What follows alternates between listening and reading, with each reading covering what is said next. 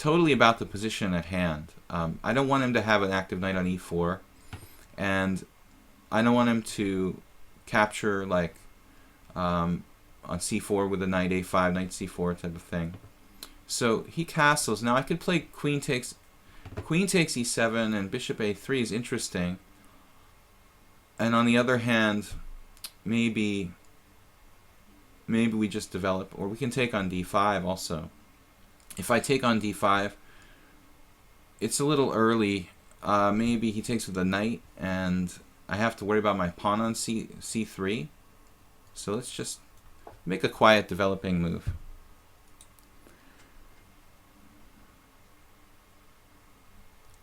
So you guys, if you have any chess questions, send me a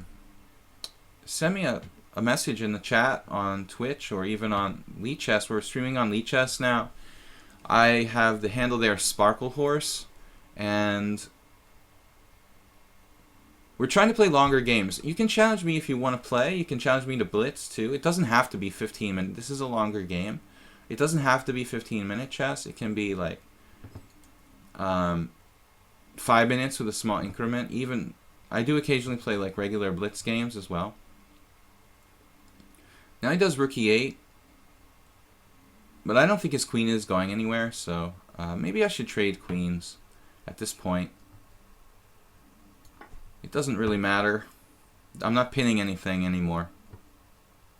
This way, if he takes with the rook, I play bishop a3. It's, I guess, better to take with a knight, but his knight has to go back, but at the same time, it's not really on a great square on c6, so who can say, you know, which is better? I think white has the two bishops. It's a pretty stable advantage, and I have a central presence with the pawns that looks pretty solid. Because my b pawn took on c4, I have a little bit more central, a larger quantity of central pawns, if you will. My only regret maybe is not playing bishop d3 and king e2, but I'm not sure in this position if I really want my king on e2. I mean, it would be, it's a position where I may like expand in the center with f3 and e4 later on, and I mean, I may not want my king out in the middle here, so I think it's fine. I'll play f3, maybe king f2, and play with the king on f2 if I can, where it can influence the center, but not, you know, be exposed to attack. Welcome everybody to the stream. Ali's Gapes. F6, I'm out of here. That's a funny name. Alright. So, we're streaming every day, weekdays, Monday through Friday. And lately we've been doing it on Lichess. Seems to be a good following here. There are other sites, maybe like ICC and Play Chess are a little stronger, where I might get to play some GMs, and not too much though in the standard games, possibly an IM or two. So it's a little bit of a trade-off. Slightly stronger opponents on some other sites, but here there's a bigger audience and more players in general, a lot more players. So I said f3. I'm wondering if black should play c5 at some point, and you guys may wonder about my bishop on c1, but this piece, it's a tricky piece. It might do well, like on the c1 h6 diagonal. If I'm talking about my last move is f3, if we're talking about the central pawn mass and playing like e3, e4 at some point, I might wish, you know, that my bishop is still here, protecting e3. So chess is a very subtle game. I play a pretty subtle game. I'm not like not really a tactical swashbuckling type of player, although I can play like that at times in certain positions. Some people even, like my teammate for my Hungarian chess team, I'm playing board 2 on this team, and our board 1 is a grandmaster, Zoltan Varga. And Zoltan is like Zoli, we call him. He's a very, very, very good player. All credit to him. He's been close to 2600, and he's a strong player, but he misunderstands my game for some reason. I don't know. He thinks that I'm like a tactical player, and It's strange. He's so strategic that, you know, it's all perception. It's all how you see things, you know. It's like if you're, I don't want to go into politics, but if you're like on one side of the political spectrum, then like, you know, you start to think that like moderate news outlets are on the other side. That's what ends up happening because your viewpoint is like skewed, you know. So it's the same thing in chess. If you're like an extremely tactical player, you start to think that people in the mainstream, in the middle, are like, you know, super positional. So Zoli thinks that I'm this like cheapo tactical artist, but I'm not. You know, I'm just not as strategical as he is.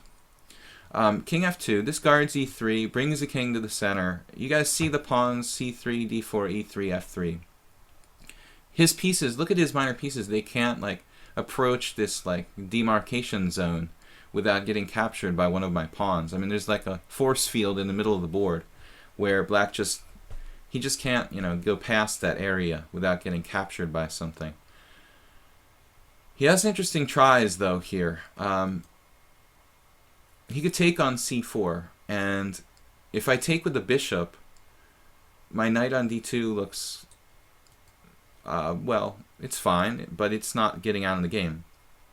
What I'm trying to say, it's more natural for me to take with the knight on c4, but if I take with the knight on c4, he can pin me with bishop to b5, and this is a problem for white, because if he's able to do that, if takes on c4 and bishop b5, he can sort of like perpetually threaten to exchange one of my bishops, his bad bishop, and avoid an endgame with, ultimately avoid an endgame with like me having two live bishops. So this was a good plan. I think it's much stronger than taking on, you know, playing this like passive c6 move here.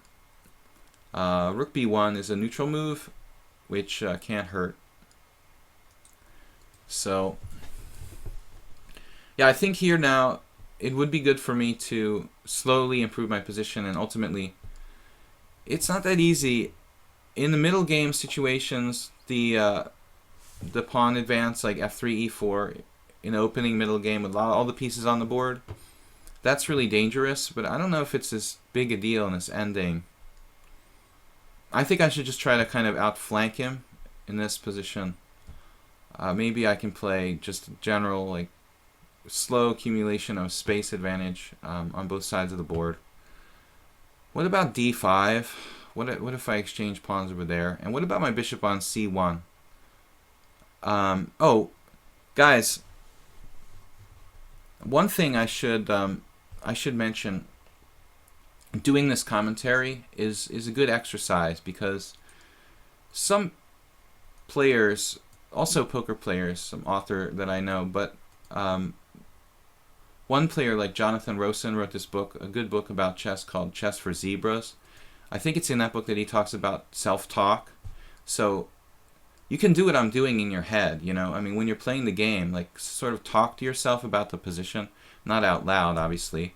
And that's how you can actually understand. It helps you to understand what's going on better, to clear your thoughts.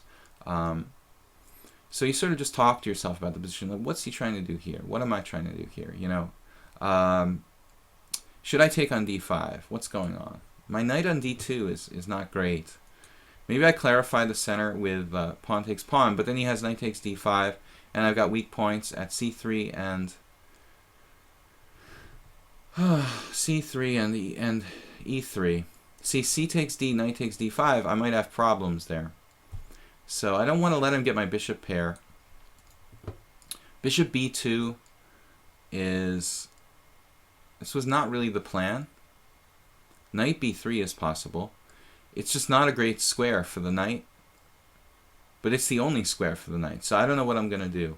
Yeah, it's sort of difficult. He also has bishop f5.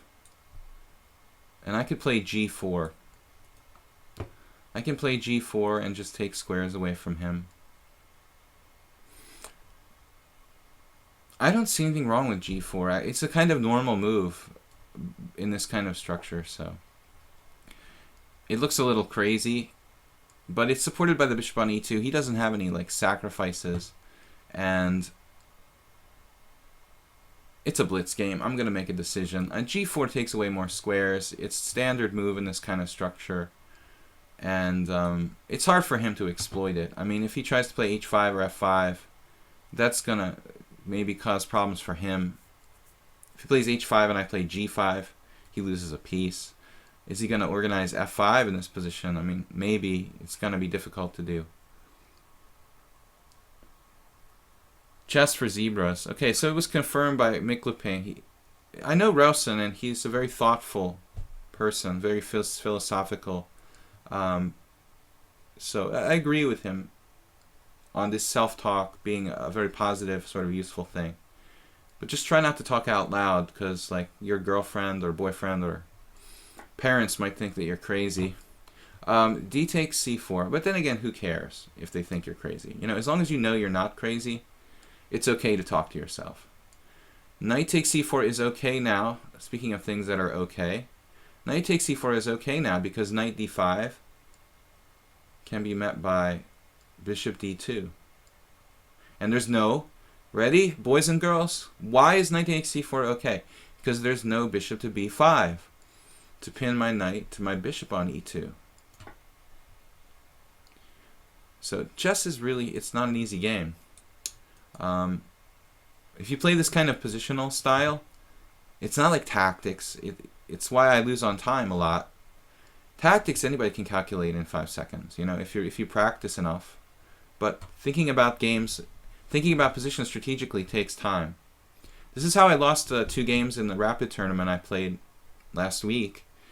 I played 2 players who were just like moving instantly because they don't think, you know, they just react like with instantaneous moves.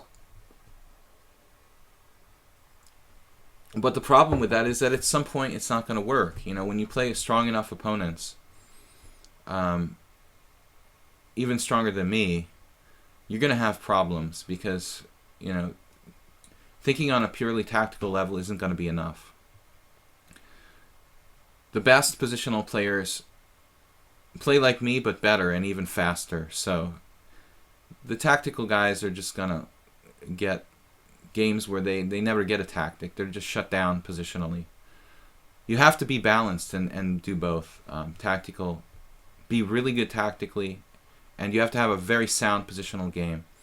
Caruana, Nakamura, they were weak when they started to play positionally, but they got better. They learned.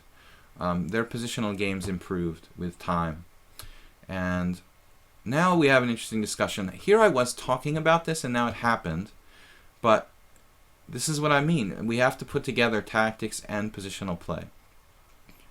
So here, there's 2 possibilities that are interesting for white tactically. G takes F, Bishop takes F, E4. This may win a piece for 2 pawns. So let's see. Do we feel good about this? Like pawn takes pawn, Bishop takes E4. Bishop takes E4, F takes E4. Rook takes E4. It's starting to remind me of, like, you know, you're getting that Magnus Carlsen Van Welly kind of feeling from it. You guys check out my video on YouTube, Video Chess Training. Magnus Carlsen playing black against Van Welly. I did a video where Magnus sacked a piece for 2 pawns, and then it was just really hairy, and Van Welly had to find exact moves, and he missed a mate, and I don't know. But I don't want that, you know, complications. I just want to win. Maybe Knight D6 right away is stronger. No? Knight D6 right away and threatening to win the exchange. Knight D6 right away. He moves his rook. I take on F5 with the knight. He takes with the bishop. I take with the pawn. He takes with the rook, and I play E4. And that's decisive. I think that's like lights out. I win totally decisively there. So I don't know. He can also do Knight D6, pawn takes pawn, and sack the exchange. But I'm kind of looking at Knight D6, pawn takes G4, Knight takes E8, pawn takes F3. Yeah, I don't really believe in this for black. I think this gives less counterplay.